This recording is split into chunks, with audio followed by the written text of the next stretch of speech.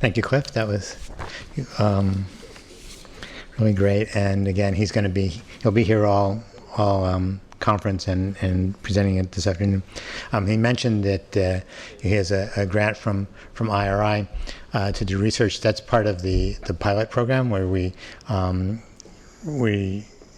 pilot stands for Practices in Innovation, Leadership, Organization, and Talent. It's our research programs, the old research on research groups, and these are all member-led, member-driven research projects. So if you have questions that you think would benefit from a working group on that, there's Matt over here, who's relatively new to IRI. He started right at the annual conference. Please talk to him about any research ideas you might have. We're always looking for new ones. So with this, it's my great pleasure to introduce our next speaker. I first met Youngjin Yoo, I believe, in Toronto, where he presented at an IRI conference. I know it was at a presentation, an IRI presentation. I think it was Toronto, and Denver. All right, some place, some long time ago. I've been joking that the two of the senses that you lose with COVID is you lose your sense of taste and your sense of time. So I don't know when it was that we first met, and I don't know where it was that we first met, but I know that I met him when he presented at IRI, and then when we were talking about this partnership, and I was so impressed with his presentation that one of the great things I thought about working with Case Western was that we got to hear from Youngjin Yoo every year. And I think that's a real treat for IRI and for our members. So please, I'm going to read this because this is impressive. So please join me in welcoming Youngjin Yoo, the Elizabeth M. and William C. Truehalf Professor in Entrepreneurship and Professor of Information Systems at the Department of Design and Innovation at the Weatherhead School, which is that aluminum thing over there, steel, right? Not aluminum. Weatherhead School of Management, Case Western Reserve University, for our keynote. Youngjin. Thank you, Ed. All right. Welcome back to Cleveland for those who were here before, a few years ago. I really appreciate this partnership with IRI, and I really enjoyed speaking at IRI's event whenever it was. When I came back to Cleveland, 2016. One of the reasons I came back was because this was going to be, in my belief, one of the epicenter of next wave of digital innovation. I think I mentioned in 2019, all the easy digital innovation has been done by people who live in West Coast and East Coast.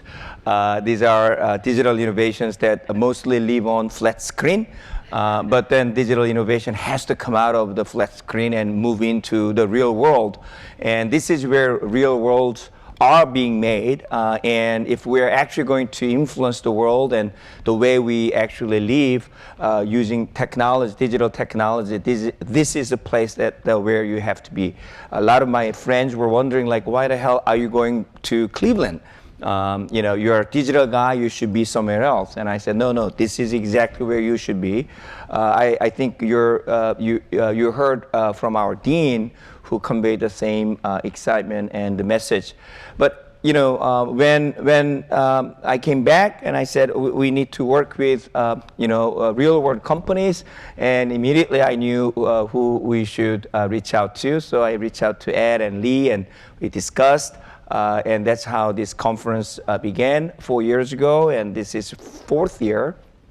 And so for those who are interested in learning more about XLab and what we do, please talk to me or Celeste, who's there, and happy to share more information about what we do. So title of my talk today is The Future of Workforce is Already Here.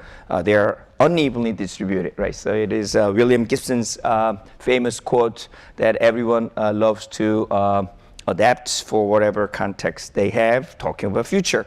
But I really think that future of workforce is already here. We are conducting Gen Z research right now, for as future customers.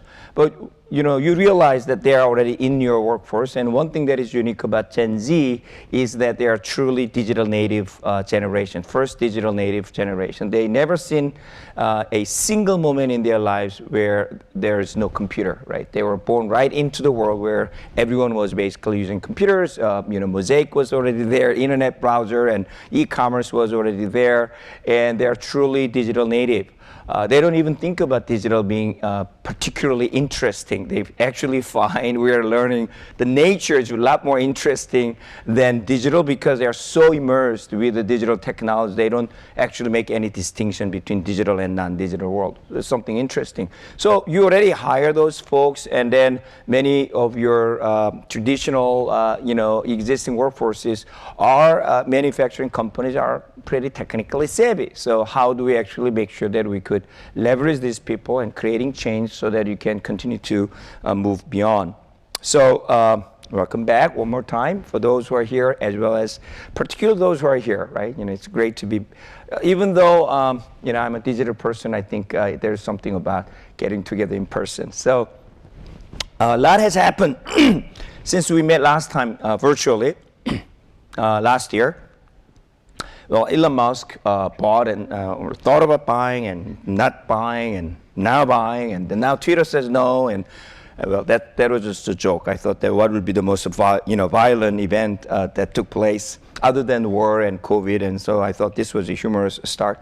But a lot of bad news recently, right? If you're particularly in tech and business, so you look at this chart, from last year to now.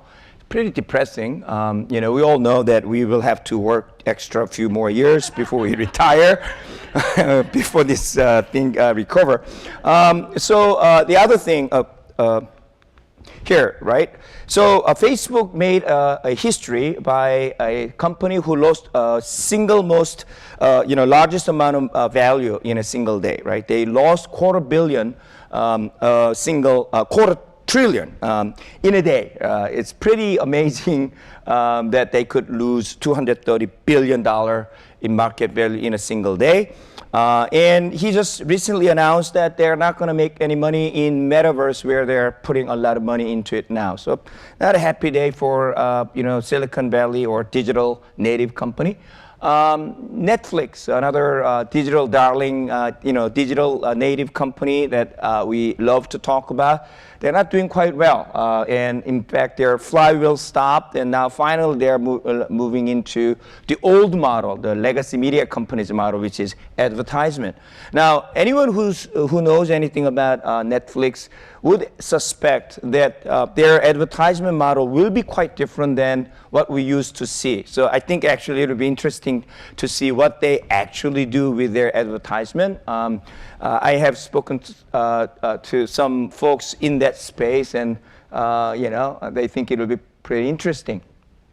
Peloton, another case study that we use all the times.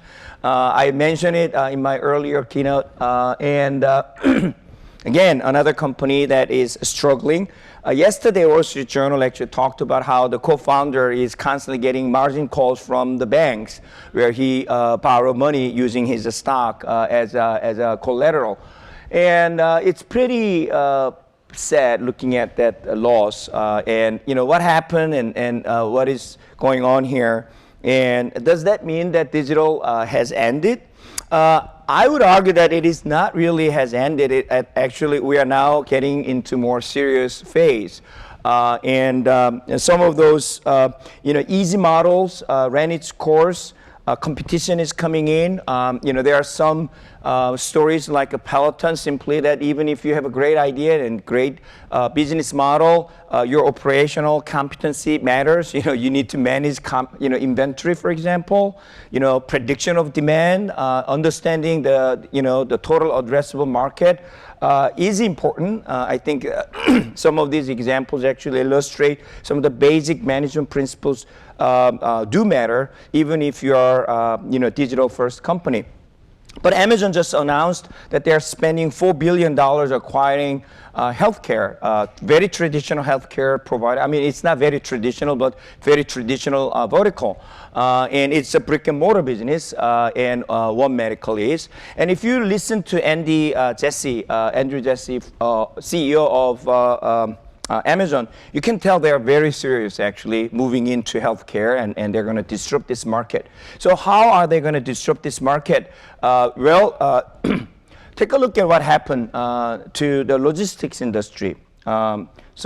Amazon entered into logistics industry without any intention to disrupt the market. It was out of necessity because FedEx pissed them off, and Jeff Bezos said, we may have to deliver our own goods, right, on Christmas season. So he canceled the contract. He started setting up the logistics, unit. Now, a few years later, now there are number two, USPS, there are, not for government agencies. So in the private sector, they're closing in to become number one right after UPS. And just recently, you saw that stock price drop of FedEx. Of course, the stock price does not reflect everything that is going on in a company, but it is pretty indicative of what is happening, right? There are a lot of other macroeconomic forces, but this is not a happy place. So what happened here, right? Amazon doesn't intend to make money. In fact, they are losing money every time they ship stuff from a logistics business. But they are getting a lot of traction, getting a lot of market share. So what is going on here is the way I explain what I call digital flip or digital first flip. And this is the message that I've been conveying over the last few years at this conference. So what do I mean by that? This is traditional business model of traditional companies, right? So we all know how Michael Porter's value chain works. You get, the physical commodity, and then you go through the process, you produce a product, sell it with a margin. And here, physical assets at the center of your revenue center. IT and digital assets, data, are at the center of your cost center. We are supporting people, the ops people, manufacturing and marketing people, to sell physical product to make revenue.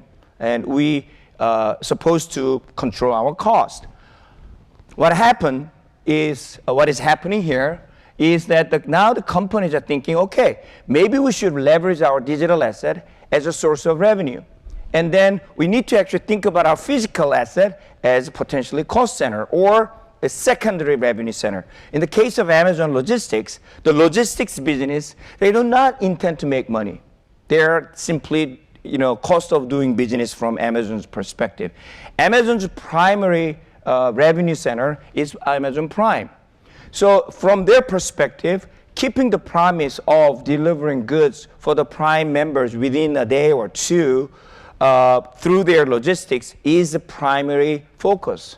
So even if your logistics people are losing money because their load is not optimized, Jeff Bezos would insist that you should still deliver the goods from Cleveland to Chicago. Now, then smart people on their team will say, well, so this is sunk cost. We're going to send this truck anyway. So can we offer any price to anybody who has something to send from Cleveland to Chicago? Because since they wrote off the cost of sending the truck from Cleveland to Chicago, it's net revenue from their perspective, right? Any positive revenue is good for them. So they could go into this market without intending to make money, without intending to disrupt the market. They're just doing their business. And they're being smart about it, and all of a sudden they're just killing everybody else around. And they don't really want to kill anybody else because this is not my main business. And this is why I think the way the Amazon and Amazon-like companies are operating could be potentially extremely disruptive, right? Applying the same logic in healthcare, right? Imagine that Amazon comes to One Medical and said, "Don't worry about making money. One Medical offering is part of AWS Health. So if you're an AWS user, we're going to offer this AWS Health as one of the feature. You just tick. And then it'll come to you for your employees for primary care." I have no idea whether this will happen, right? I'm just speculating based on what I know, how the logic works, right? So one thing beautiful about theory is that when you have a pattern, then you apply the logic and see where the end of that logical conclusion will take you to, and then you come to some sort of prediction. So I'm making a pure speculative prediction of where the Amazon Health is going to go. The biggest opportunity in American healthcare transformation is the self-insured corporate market, because they are the one who keeps all the patients inside their plan. The private healthcare market has a very high churn rate, and so the insurance companies, the private payers, have very little incentive to make an investment for preventive and primary care. So this is a sad reality. So they're trying to make their fee-for-service model work better and reduce risk and so on. But the real opportunity to disrupt the healthcare market, traditional healthcare market, is getting into the preventive care or post-op care, chronic care condition care management. And how do you do that? Well, one of the potential market is corporate self-insured corporate insurance market. So many of them are AWS users. So what if Amazon comes to you and say, "Hey, knock knock, Case Western, you have self-insured, so we will offer you an opportunity to radically reduce your healthcare cost, and you just subscribe our AWS, and one of the tick box is AWS corporate health tick." Now everybody gets some sort of wearable and some sort of Alexa thing, and then I can go and do a Zoom call with doctor to get prescription, and then the medicine will arrive next day in my mailbox. That is pretty compelling model, and doctors do not have to make money. This is part of the doing business. AWS will make money, and this is a feature, right? So imagine this is how these companies are operating, and I think we could see where this digital first move is likely to continue to influence the world. So this kind of like a change, the flip from IT being cost center to digital becoming the revenue center is not one-time flipping a switch. It is an ongoing struggle. It goes on, and I thought about using the term it is an ongoing journey. And then I was listening to a podcast by Robert McKee. He's a master storyteller. He said, "Life is not a journey. Life is a struggle. Journey is when you sit back and enjoy and watching the scenery. Every step along the way in our life is a struggle. There is unexpected events happen. You participate in the story. So, okay, well, I'm going to change the slide. So it's an ongoing struggle, right? So I shared this last year. This is typically the not exactly linear way, but it's kind of the mental model that we have observed from many different companies we talk to. So the companies, traditional companies, are like, what is DX? And I think none of you are at that stage, I believe. You're like, should we just put MS Office, cloud subscription model? Does that make us digital, right? Transformation? Many of you have done that, been there, but that we all know that is not really the digital transformation. And then they get some cool people from the organization, and then so you guys will be the digital team, right? And then they go out and talk to McKinsey and Accenture or IDEO, and then they get the Kool-Aid, right? So they all come back with jeans and a black turtleneck, and post-it notes and whiteboarding, and they present you with personas and journey map. or struggle map. And then and then they have an MVP. They have an app. They have website. They get excited. But then soon they reach a point where the CFO is saying, hey, so where's the money? I've been spending a lot of money, and all I got is pretty cool, cute apps and toys and MVPs, and there's no real business. I think that's where we are. Many of you are struggling, and then we begin to realize we actually need system-wide change. It's a cultural change, a change management. We need to bring people into this journey, larger group of people. There's a large infrastructure issues. So IT organizations are now getting involved, and HR organizations are getting involved. The big question is, how is digital transformation, change management different from traditional change management, or should they be any different, right? So these are some of the things that I think we need to think about. So again, last year we presented to you that there are 9 areas that we need to think about when you think about this transformation. It's a people, strategy, technology, and then what type of resources you need to get, how you use the resources, and how you manage and measure these, the use of these resources. So input, process, output, people, technology, and strategy, that makes 9 different boxes. This conference, Lee and I have many phone calls and decided that people are really interested in the people side. So this is why we are focusing on people this particular conference. So if I summarize people problem for digital transformation, the questions that are being asked a lot nowadays is that how can we identify, develop, and maintain digital personnel? How can we upskill our existing workforces, talent? And who shall lead, and what should be the governance model of digital efforts? So these are some of the questions that we have quite a bit. So before we go on, as a good academic, I have to define key construct. So what is digital personnel? There is no accepted definition of digital personnel, right? So we had to think about it. So this is my tentative definition. Any employees who develop, manage, and use various digital assets to create value, not to reduce cost or to control cost or to improve efficiency, but to create top-line growth, top-line value, are the ones that we could consider as digital personnel.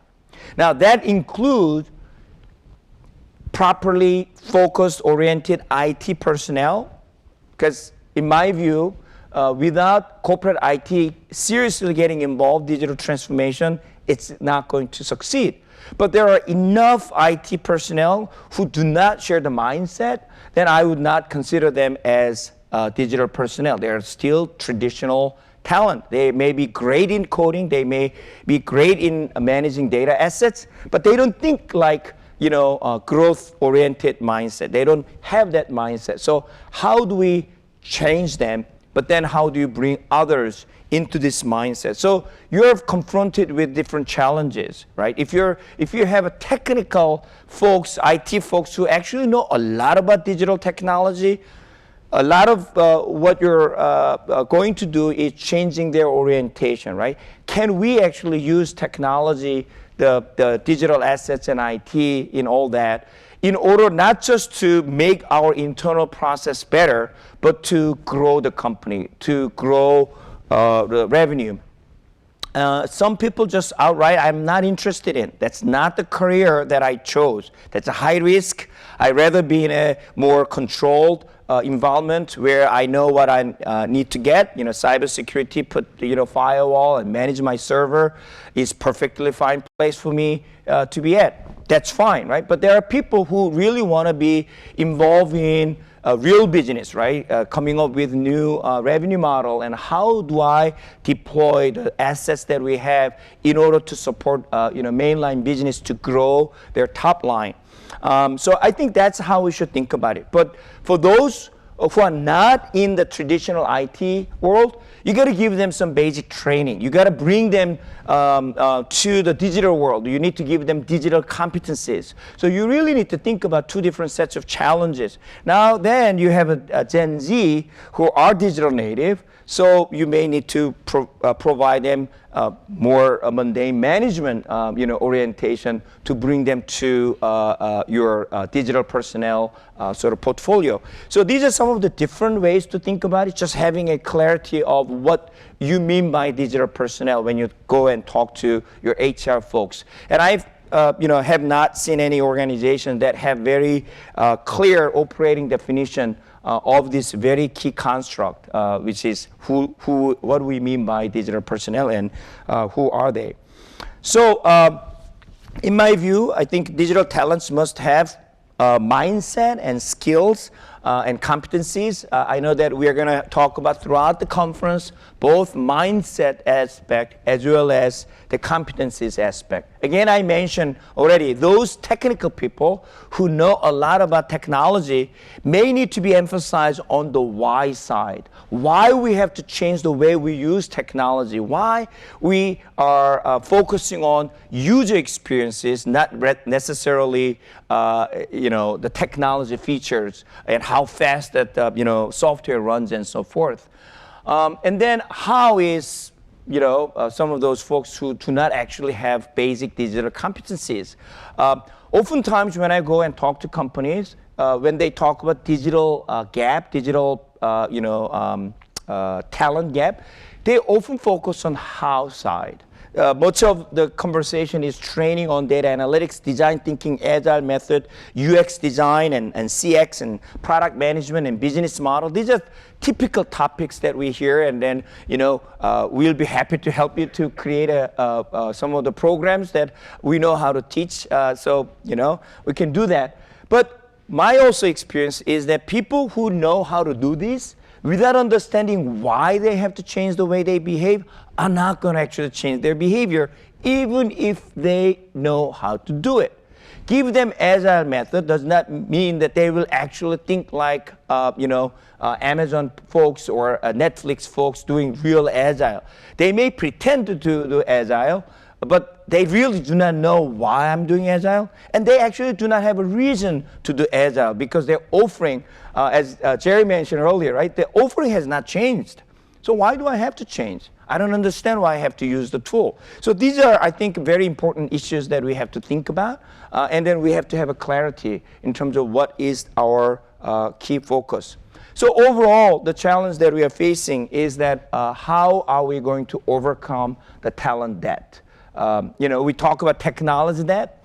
I often see three different types of debts when it comes to digital transformation. Technology debt is very well understood, right? So you have not made necessary investment. Your infrastructure is like not even there. Basic on-premise enterprise system is not well integrated, not to mention that they are all in cloud. The data is not rationalized, it's not integrated. You have all kinds of different data definition, data dictionary. So you have to overcome all of that. But then there's a financial debt. A lot of companies have badly managed, heavily leveraged. So they don't have, the capital to invest. The cost of capital is too high. One of the advantages of the digital native companies is that until now, recently, they were, raising their capital from the relatively inexpensive private capital market. The public companies do not have the privilege of accessing such inexpensive capital. So that is the biggest, one of the big challenges. So, how do you, structure your governance model? So this is one of the reasons why a lot of traditional companies are creating this venture structure so that they could actually tap into inexpensive private capital to fund their digital initiatives, because it just doesn't make sense for them to use the traditional expensive capital that they use to fund their core business. A lot of digital sort of leaders do not think about this because they're coming from the tech world. This finance world is not kind of part of their expertise. But these are important issues that corporate leaders worry about. When you go to the CFO and then when you present like 10-year roadmap, like, what, are you nuts, right? I'm not going to make money for the next 10 years because it's a long-term investment. And they don't look at it that way, right? Because they need to worry about next quarter, and that their actual cost of capital is a lot different than those guys in Silicon Valley, right? So again, you have to have that understanding of how you close that financial debt. But then now it comes to the talent debt. So those are the three aspects. So this conference, today and tomorrow, we'll be focusing on how to close that talent debt for the most part. So, and my message here today is, of course, people are important, right? You have to have the right people. You have to train them. You have to retain them, and you need to upskill them. That's the easy part. Once that is the all, if that is the all we need to say, then my talk will be ending here, and then good luck, get more training program, and we need to find the right people. But that is not necessarily the case. The reason the future workforces are unevenly distributed is because it's a system problem. It's an infrastructure problem. Your organization has a system problem when it comes to talent. They are not optimized. They are not well distributed. You do not really understand what talent you have in your pocket. So let's think about that. And then, one at a time, some of the elements of this system problem and so on. So we're going to start from the recruiting side. So how do you identify talents and recruit people in your system, right? So this is an area that XLab is currently working on very actively. Funded by Walmart Foundation, and Walmart Foundation is coordinating a bunch of organizations' effort to actually rethink the future of the job market in the United States. So the position that we have here is that traditional job market is absolutely broken. We spoke to many of the corporate leaders, and we all know that labor shortage is a big problem, right? And you just cannot find the people, particularly in technology, high-tech area. If you know how to do certain, back-end full-stack developer, like now with a pandemic and work from anywhere, these folks can get a job anywhere in the world, literally. And so Silicon Valley people are, offering very high level, salary, and people in Ohio and Illinois can actually work from here to commute or, collaborate with folks back in Silicon Valley with a very attractive package, right? Now, of course, with all this, bubble being burst and this, recession coming, unwinding of this investment in Silicon Valley, I think the job market is softening a little bit, so maybe things will change. But companies are struggling to find right technical talents, and then the other challenge is that certain group of population, particular minorities and female workforces, just do not participate. Even if they have talent in that space, they think that I'm not going to be hired, right? There's a certain self-isolation from the job market because the experience has told them that this job is not for you. And so how can we change it so that we can expand the pool and then allow companies to optimize? And companies actually do not know if they have optimized workforces. Like I said, a lot of Gen Zs are born developers. They've been programming and developing ever since they were kids. And companies, and they do not think it is particularly interesting. They do not put that on their resume because that's what they did as a hobby.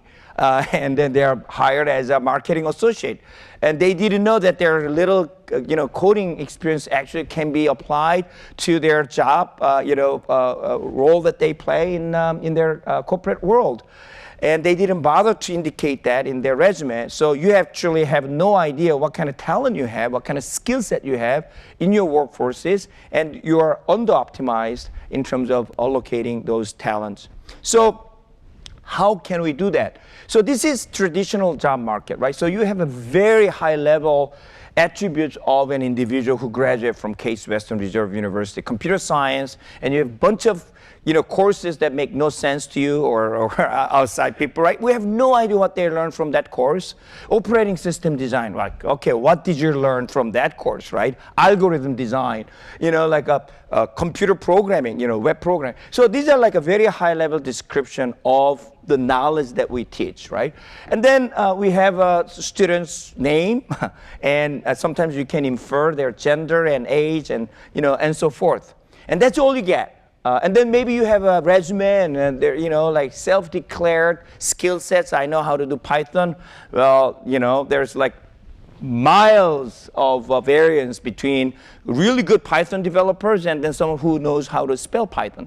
And then from a job description perspective, job description actually is very vaguely written oftentimes because you don't want to be caught in some sort of legal battles, and you get all kinds of advice from all kinds of different people.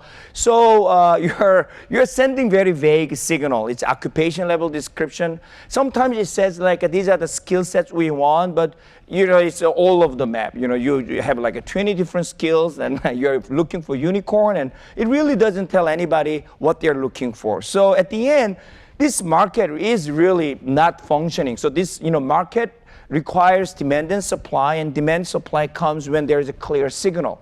The matching mechanism doesn't work, and this is why we just go back to old way of using stereotype, network, and some good old intuition. We end up hiring people looking just like us, and we just keep repeating the same, reproducing the old, existing broken infrastructure. So how do we change that? It is not neither fair nor efficient.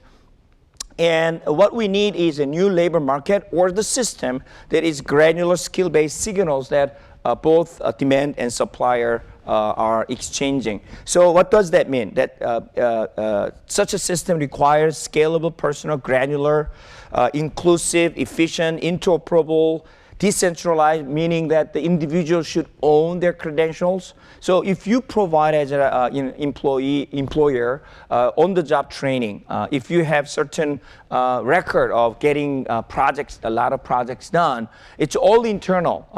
You get a lot of kudos by your bosses, but it's all internal. I don't get to own that record, and then I don't get to use it, move on, and share it with other potential future employers. Earlier we heard that maybe we should forget about this idea that we will keep these people for 20 years. And I think knowing after speaking to Gen Z and I have a son who's Gen Z, absolutely I think we have to give up that idea that these people will work with us for next 20 years. They will not, right?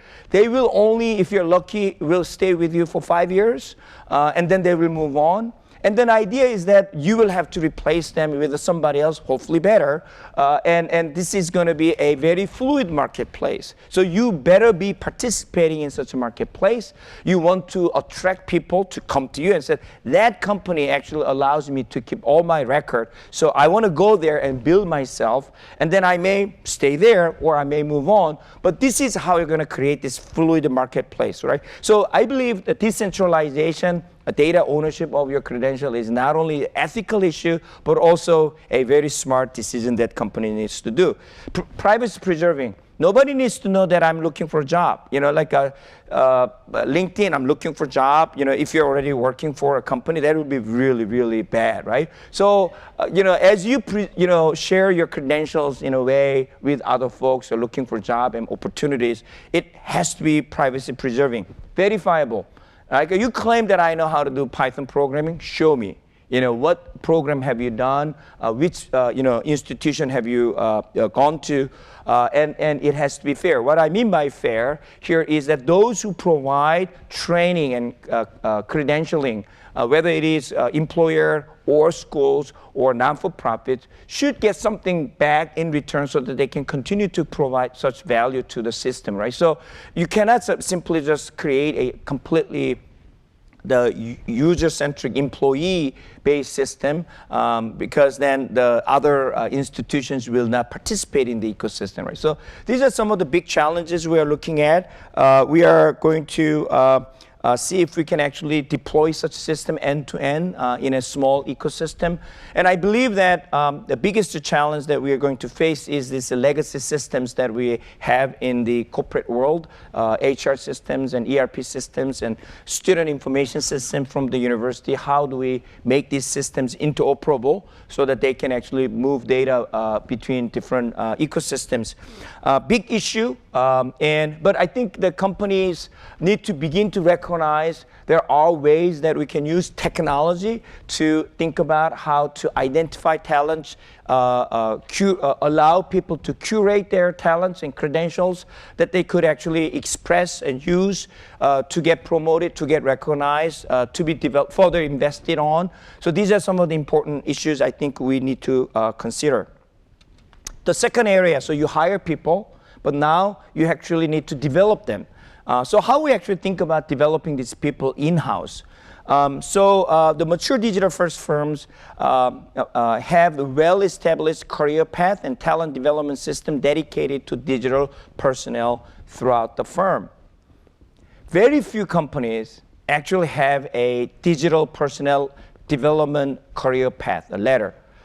You know what is the career trajectory of marketing associate when they are hired. You know how the engineers will develop over time. You know how IT folks will be developed over time, right? When it comes to this vague, interdisciplinary, collaborative, digital personnel, we're just starting. We're defining them as if they're just one blob of people who have no career ambition. They're just stay there, right? No, right? They need to be shown this is how you're going to evolve over time. Here are different pathways, right?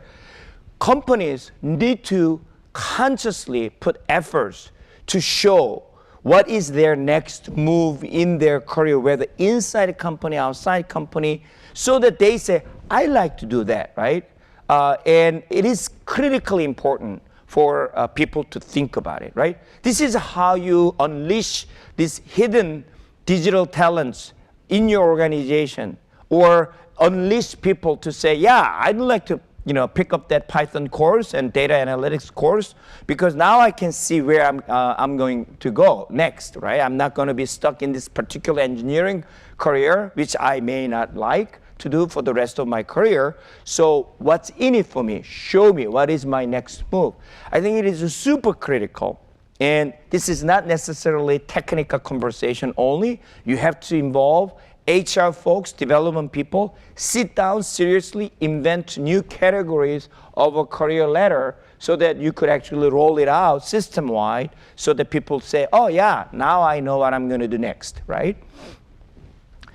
In that, there are different roles and different requirements that one needs to think about. So digital doers. So if you believe that everybody needs to have a digital competencies in your organization, these are the people who have a basic understanding, like what design thinking means, what is basic programming, analytics tools that you're using, and they know how to use it.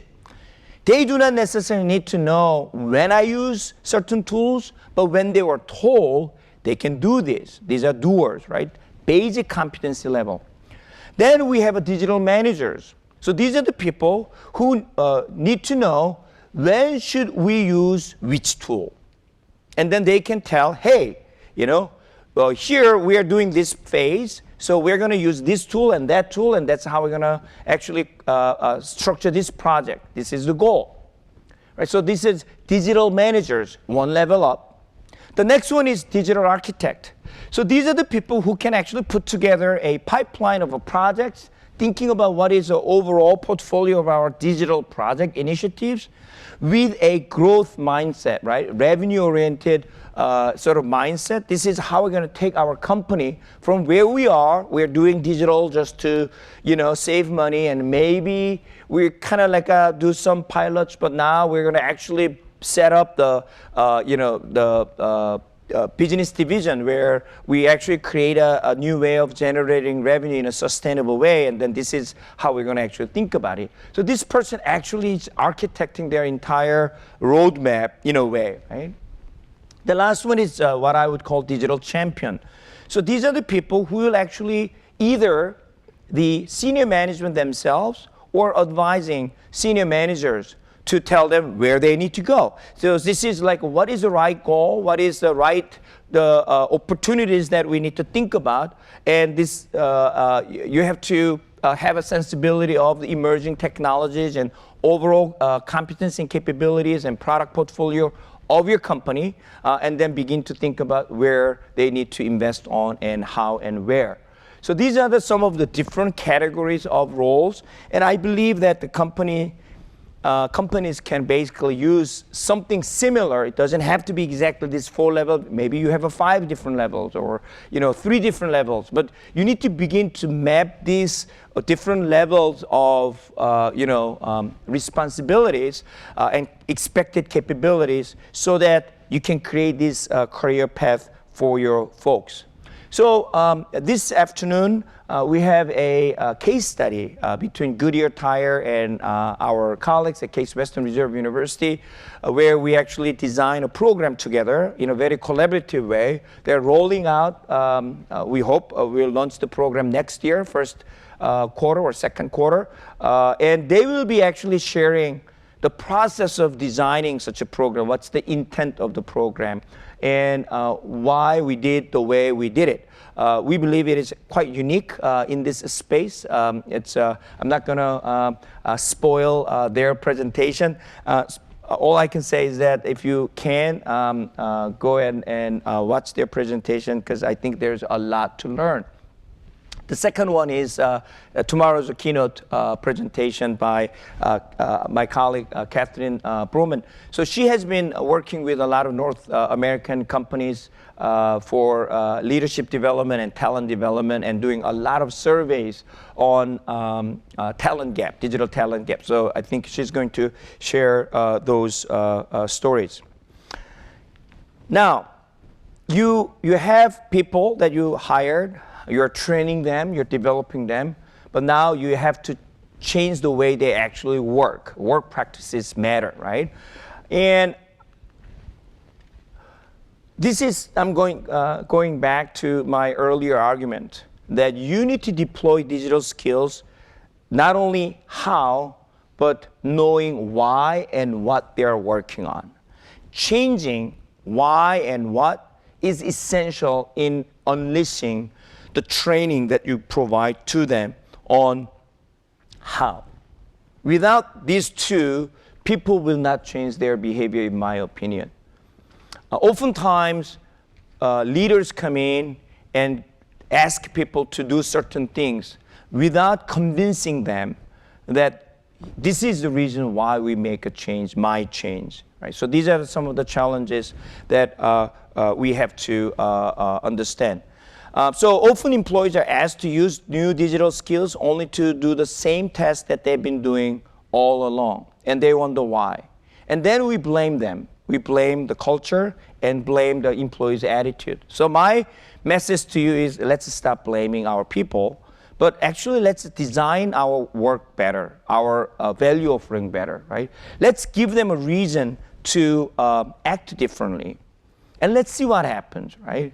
Explain them. So, and it is all about leaders explaining to people why and what they're doing, right?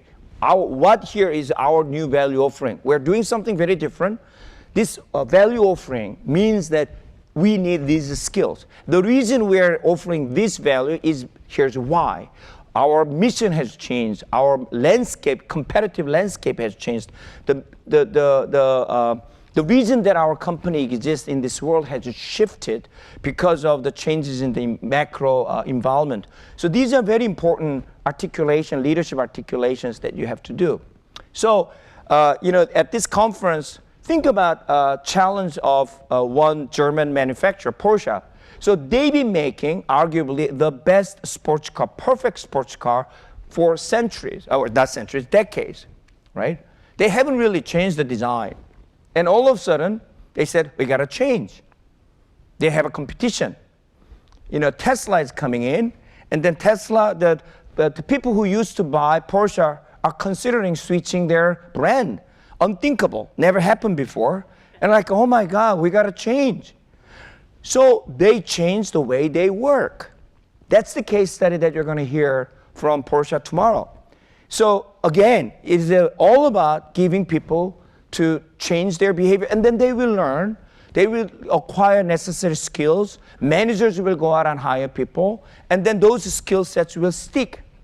So again, think about that as as an important story. Last, leadership. Right? So we talked about recruiting, we talked about development, we talked about work practice. The last one is leadership. So what should the leaders do, and what should be the governance structure? So digital governance evolves as your digital journey matures. So this is really chaotic sort of governance. There's no governance. Everybody does whatever seems to be reasonable to them, right? Marketing does their own thing. Ops people do their own thing. So ops people think digital is IoT, smart factory, industry 4.0. IT is all about cloud. Innovation is, little app, and then no one talk to each other. And so no coherent vision, no shared meaning, no leadership. Everyone is blaming everybody else. And then some organizations, strong IT leadership shows up, and then they said, this is what we do. Unfortunately, it often leads to what I said, what it means is the cloud, agile, analytics, AI, industry 4.0, and it really does not feel like a CEOs and C-suite people, like, that's not quite like what I'm feeling, right? And then the digital innovation folks. So the innovation folks leading digital transformation always often ends up being a smart product, app-based service, customer experience, and subscription-based new business model. Like that sounds good, but they tend to not scale, tend to be pilot projects. And then some smart people like, okay, so let's take that innovation, digital innovation out of the innovation team, put it as a venture, and then let's see if we could do something more. Collaborating with outside accelerators, incubators, bring some startup guys in, and lots of pilots, lots of MVP, some startups, but not long-term horizon, innovation. So what I am seeing now, increasingly, the business lines are, taking over digital now. So they're like, actually, every business now is digital business, but it has to be different. So this is actually a very dangerous point. So if you're not careful, the digital business ends up being just IT transformation, going back to, okay, let's use IT to digital to cut costs, and we're just keep doing the same business all over. We hear some businesses who are doing extremely well, like, oh yeah, we don't really need a new revenue growth because currently we're just busy, meeting the demands. I think that is actually a very dangerous time for innovation folks, but sooner or later that runway may end. So how do you actually think about this as how do you scale, value capture, transformation, but not losing the sight of how you actually think about using digital assets for top line growth and revenue growth and so on. So keeping the orientation and attitude becomes very important and challenging in this particular setting. But I think this actually is not a regression back to the old days, but rather an advancement with a particular condition. So it has to be very carefully executed. But I see this a lot in many of these organizations. So mature digital firm has a well-established company-wide governance structure. Different units in the organization coordinate their activities to execute company-wide, firm-wide digital strategies. And also the leaders actually have certain set of digital competencies. So so how do you lead a system-wide change? This is a big change, right? Like I'm the business leader. I have a line business to run, and how do I make people to change their business? So again, I think it is reimagining, imagining your organization's why and what. What do I mean by that? What does the senior leaders who are responsible management business is always thinking about? Number one, which market should I play? That's a strategy 101. Which market should I play? Now, add that which digital market should I play? Or should I play digital market? Is there a separate digital market in my line of the business? What does it look like? Right? This is a critical decision. General managers and business presidents, CEOs of small units, whoever has a P&L responsibility, this is the question that they need to ask. If you're not asking this question, you're likely to revert back to IT transformation argument. So you're just looking at technology as a cost-cutting measure and efficiency measure. You're not leveraging digital technology for top-line growth. So think of digital market deliberately as a particular market that you need to consider, and then you need to think about how you are going to play there. So the next question that we often ask is that, it's not advancing. Okay, so how do I get there, right? And then which capability will I need in order to play in that market? Right? It's different if you're going to play subscription market with a certain data set and then doing that, or you're creating certain data platform. That's a different market. You're creating a app-based product. That's a different thing. If you're offering a IoT product as a separate market, that's a different thing. So each one of different touch points can actually create. Or if you're entering into what I would call reverse value chain, which is ESG. So now we are collecting all this, leftover from the consumption, and then creating a completely different value chain altogether. So that creates opportunity to build touch points that you never had before. It's a super exciting conversation one can have, right? So if you're like a downstream B2B company that you never had a chance to, talk to real end user, here's an opportunity, right? Come to them and say, hey, we offer you to, recycle your product. Money actually flows reverse way, right? Because it's at the value chain, money and material moves in an opposite direction, and the digital channel actually facilitate such movement. So it's a super exciting play. Again, it's a different market, but then depending on which market you enter, digital market you enter, the capabilities that you need to have are quite different. So as a leader, these are the kind of questions that you must ask so that your people could develop why and what skills so that they can develop a development program, they can go out and hire people, and then they can build a digital personnel portfolio. So building digital roadmap means you need to have a product roadmap and market roadmap, but also capability roadmap, right? These two things need to go together. In my view, product and market roadmap has to be established first by the senior leader of the business if you're actually moving into the most mature level of digital capability. And tomorrow you're going to meet with one of my friends, Dr. Marco Costa. He's running one of the oldest business, healthcare. He's a CEO of United Health System in Brazil. And he'll be talking about his own experiences. I work very closely with him at the University Hospital, trying to change healthcare with the digital and user-first thinking, and some of the challenges we face, some of the success and failures we experienced, and he's going to share some of his thoughts about creating change, system-wide change.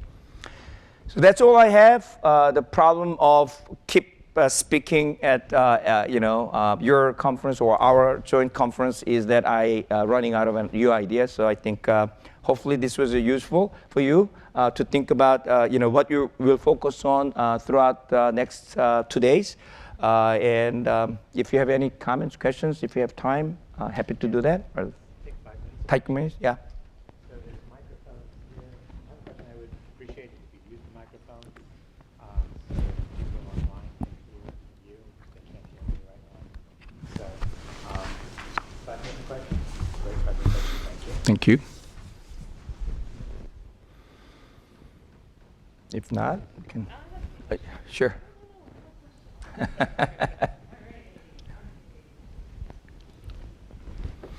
Great.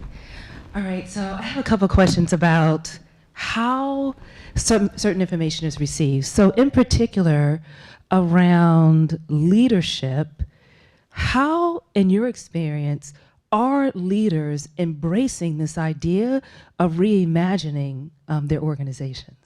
I think they are good ones, obviously. with a little bit of prompting, they get it. But they need to, so when they think about market, they tend to think about geographic market or product market. And then, or they say, okay, how am I going to grow, right? So the P&L leaders always think about how do I grow my top line? And their instinct is, okay, how can I make my current customer pay more? That's one strategy, right? And so, or how can I make my competitor's customer come over to my side? Or how do I create completely new market, adjacent market, what they call, right? You know, so that typically is some kind of a new product or a new geographic market. What digital people need to do is to show them all possibilities.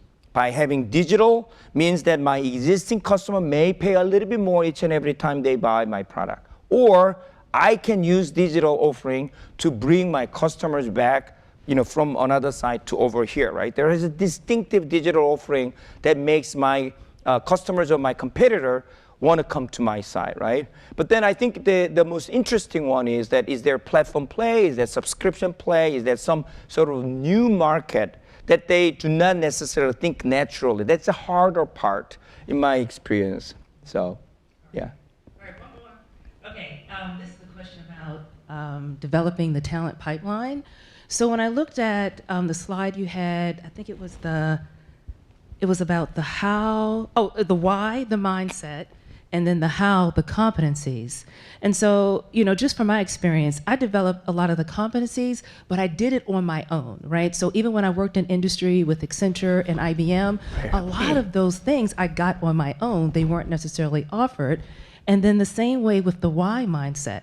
But then when I put on my business professor hat, we're not teaching any of that stuff, right? And so I just think about, and I'm thinking about some creative ways to get those skills to the young workforce that's coming into the market, because they're not necessarily getting it from the curriculum, right? And I think also some of the things I struggle with, in particular undergraduates, a lot of the concepts are very difficult to wrap your head around when you've never had a job. Right, right. Yeah. Well, I mean, you know, so a little bit shameless plug. I mean, I think that we do actually, I think, are teaching those skills, you know, through project-based programs. Okay. So we have, you know, undergrad students, you know, computer science students and business school students come together. They know how to do coding. They know how to do design thinking. We bring them together. There's a real project, right? So we have a progressive, you know, as a client, they come in and say, we have this problem, right? It's a real problem, and then they need to solve. So they actually understand why they need to do, you know, why progressive needs to do this particular project, right? So we spend a lot of time getting them understand why and what is the solution, and then they know how to build it, right? So I think these are, the universities need to do a better job in upgrading our offerings to our students. Right, so, right. Yeah. Okay, all right, well, okay. But, and just in continuing this thread, so yes, I agree that Case does it well. Case is a great university, my alma mater. But when I think about some of the smaller schools that I interact with, the professors are not necessarily equipped to do those type of experiential exercises with the students. Right, right. Mm-hmm. Well, I mean, I think this is where, you know, some of these discussions that we had for this nationwide ecosystem. So the students, no matter where they get these skills, can they be verified that I completed this project at an internship at such and such company. So the company will then issue a little bit of credential that, you know, about the student or coding boot camp that they attended, right? Or the non-curricular activity that they have been involved. So all of these things could be potentially you know, acquired and collected, curated by the individual students themselves, and then present. But you know, it's a institutional challenge, right? I don't perceive it to be done or think that it'll be done in a year or two. So, yep. All right. Thank you. Thank you, Youngjin. So we now have a break. We'll take 15 minutes for a break, and we'll come back and we'll do the panel after that. So the break is right outside. And thank you. It was a great way to start the morning, and I'll see you outside there. Thank you.